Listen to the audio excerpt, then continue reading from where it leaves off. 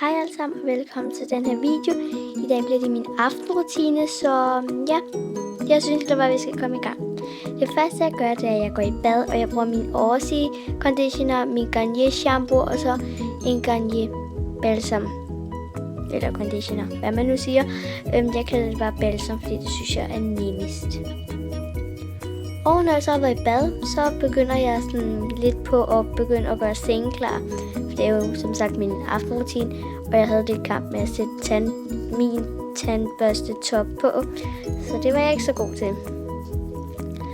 Så ja, jeg begynder egentlig at børste tænder, altså putte tandbørste på tandbørsten, som alle normale mennesker gør. Så går jeg ud i badeværelset, slukker lyset og går op på min værelse og tager min Garnier Michelin Cleansing Water og en vatrondel, og så kan I lige se min lille trylletrik. Og så tager jeg min body butter fra The Body Shop og kaster den på sådan en mærkelig måde. Jeg ved ikke lige, hvad der skete for det. Og så smører jeg den egentlig bare på mine ben. Klippet, hvor jeg børstede hår, det blev væk. Jeg ved ikke lige. Og når jeg så har været alt det igennem, så går jeg egentlig bare i seng.